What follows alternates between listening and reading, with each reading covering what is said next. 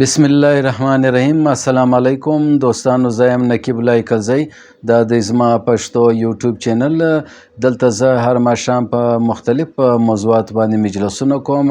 دا زما پلی لیست دی، پښتون آرټ لټریچر اینډ پویټ. د پښتون ادب زموږ د هیسټري، زموږ د فن، زموږ د شاعرانو چې کوم مختلف ادوار دي، یا زموږ د ثقافت سره چې کوم شیان تړون لري، لکه اوس شاعري یا زموږ آرټ، کشیدهکاري، زموږ لټریچر، چې په دا کې د پښتون ذکر په کم انداز باندې کیږي، یا و دنیا ته زموږ لټریچر چې دی د پښتون کم رخ یا رنګ یا فکر یا نظریه یا د دوی استوګن رین سین وښکاره کوي. نو پښتون زموږ په لټریچر کې، زموږ په آرټ کې، زموږ په شاعري کې څنګه پورټریټ شوی دی، په دا باندې به زه مختلف ویډیوګانو کې مجلسونه کوم او جلا جلا به هر اړخ به ډسکس کوم. په دې باندې به زموږ ستاسو دغه یو علمي بیس به جاري وي. نو تاسو زما دا یوټیوب چینل سبسکرایب کړئ، د ګنټۍ بټن دباو کړئ چې بیا هر ماښام نوې ویډیو اپلوډ کړم، اول دواره در تاسو تر ورسیږي. دوستانو، پښتون چې دی هغه خو تاسو ته معلومه ده، زموږ قوم 15,000 کاله مخکې تاریخ لري. د اسلام څخه مخکې هم پښتانه په دا علاقه کې، په دا شاوخوا وطن کې آباد ولو، د دوی پلار و نیکه دلې آباد ولو، او موږ بني اسرائیل ارین یو نه، نسلن چې ورته وایي نه. نو دوستانو، دا د پښتنو چې کوم لټریچر دی، آرټ دی، دا ډیر یونیک دی، ډیر عجب خوند پکښې دی، چې هر انسان د پښتنو یو شبیه وویني، د پښتون قوم یو تاریخ سټډي کړي، یا داسې د دوی د مخه د پښتنو یو ثقافت وړاندې سي، نو هر قوم بیا ډیر جن محظوظ سي او ډیر خوند پر اخلي.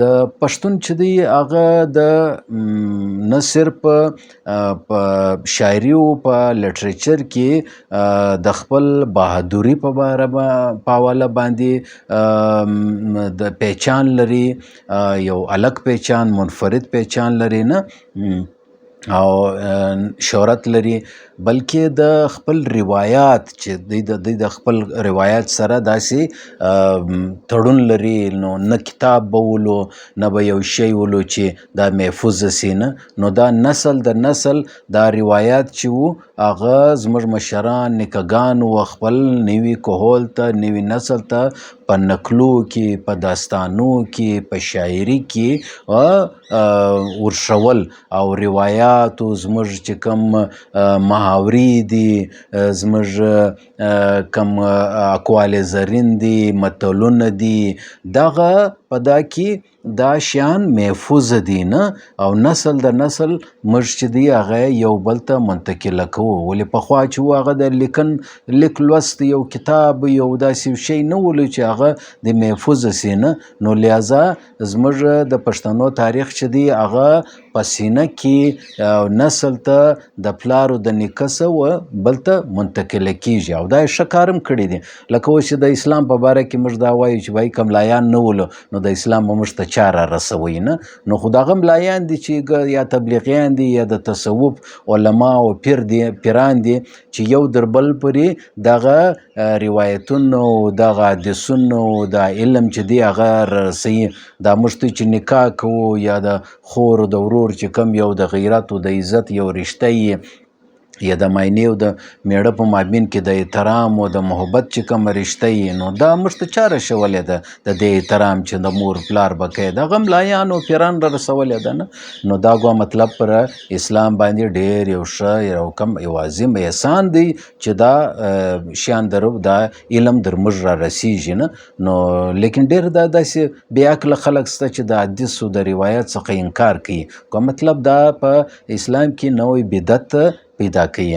نو خیر هغه خو بله موضوع ده انشاءالله تعالی هغه زما بل پلی لیست ده د اسلامیک صوفیزم هغه به بیا زه جلا هلته مجلس کوم. دلته زه دا وایم چې د پښتنو چې کوم شاعران دي نه دا و قوم ته ډېر څه ورکړي دي. اوس د پښتنو چې کوم اولنی شاعر دی دا تقریبا په اوومه پیړۍ کې اوومه عیسوي پیړۍ کې نه د اسلام آباد اول په تاریخ کې چې اول پښتون شاعر تیر سوی دی نه نو هغه دی امیر کروړ د نوم ولو نه دا شاعر د پښتنو اول چې دی هغه را تیر سوی دی نه په اوومه پیړۍ کې.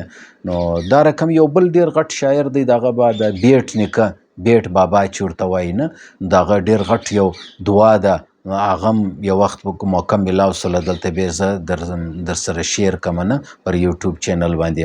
نو بیټ نیکه دی بیا دا سلسله را روانه ده مختلف شاعران و ادیبان و لیکوالان بیا پر کاغذ خو نو دور دی نه تیریږي کاغذ نسته کولی پر یو دغه باندې ولیکي د لکړ او تختې باندې ولیکي کله په یو دیوال یو شی ولیکي سکور باندې کله په یو ډبره باندې یو شی ولیکي. نو دا شیان را روان دي نه لکه اوس هغه د بني اسرائیل د دوی چې اولنی چې کم صحیفې دي نو هغه په ډبرو په دا رقم په یو غټ پاڼو باندې یا په یو داسې تختو باندې لیکل سوي دي نه.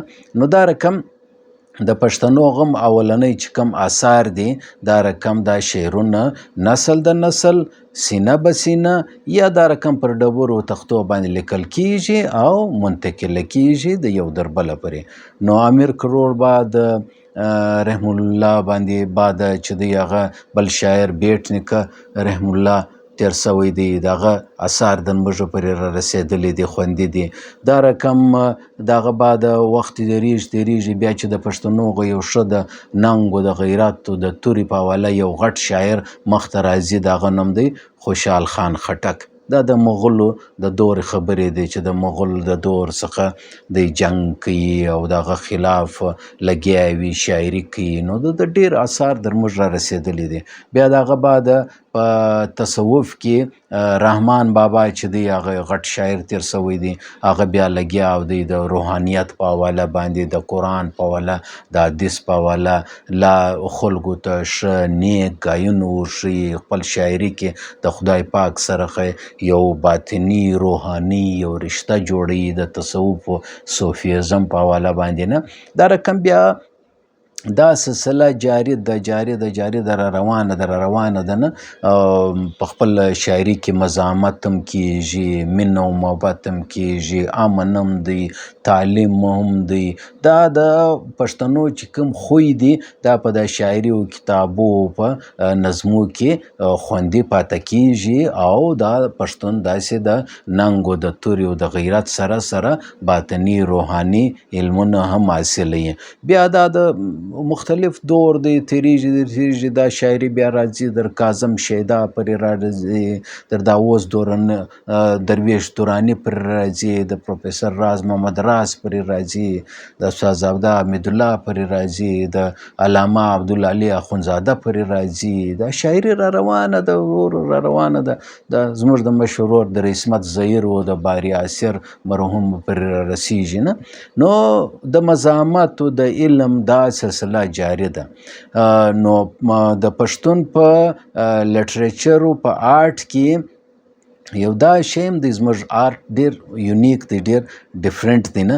زموږ وګوره زموږ ښه د پښتنو ښه شلوار کمیز دی کوله دی ارزاګۍ تللی سي لمونځ کې کولی سي سفر کې کولی سي کې بېدېدلی سي هواداره کپړې ښې کپړې نه دا د پردې او د شایست دواړو کار کوي نه.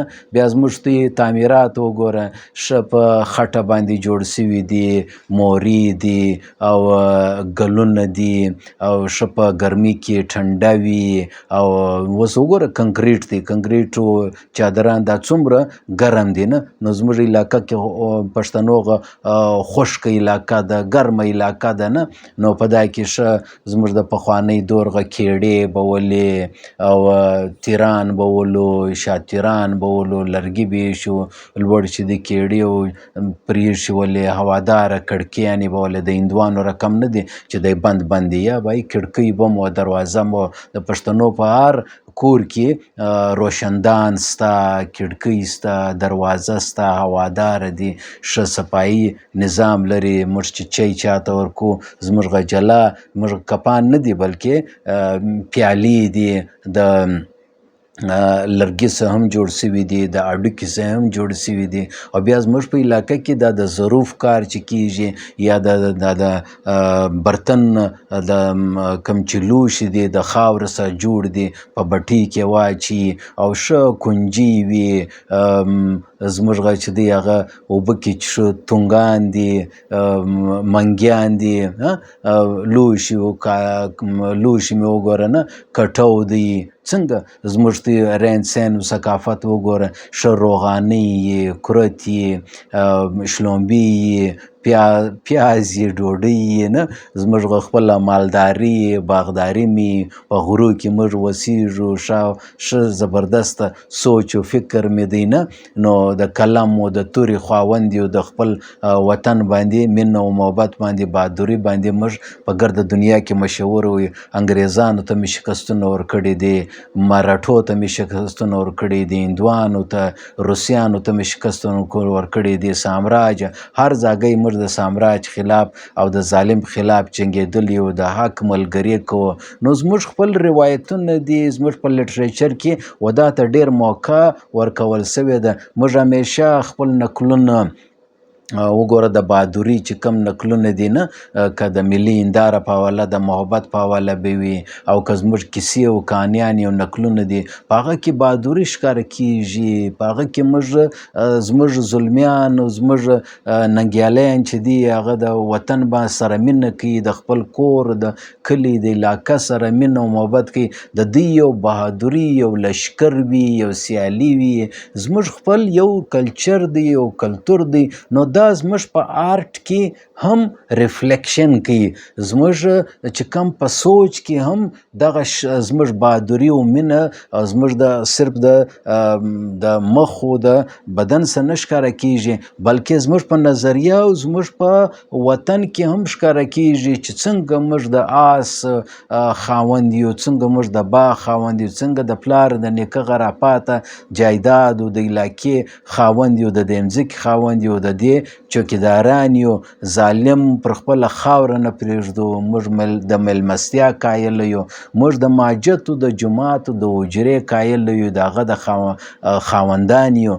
نو زموږ په لټریچر کې د دې ټولو ثقافت، د دې شیانو د آرټ خپل شیان ښکاره سوي دي، د دې ریفلیکشن ښکاره سوی دی چې زموږ زنانې، زموږ لوڼې څنګه خپل چارګل، څنګه خپلې ګوتمیانې، څنګه خپل زیورات د دې تعریف کوي، څنګه د خپل زلفانو، د کالیو، د کپړې او د ثقافت چې دی هغه ننداره کوي، او څنګه په پرده مین خلک دي، څنګه د پوړنې خیال ساتي، د چادرو د چاردیواري خیال ساتي، یو د بل د عزت خیال ساتي، د ورور او د دوست سره مینه محبت کوي، د کوچنیانو باندې شفقت کوي، د مشرانو سره د مشرانو احترام او عزت کوي.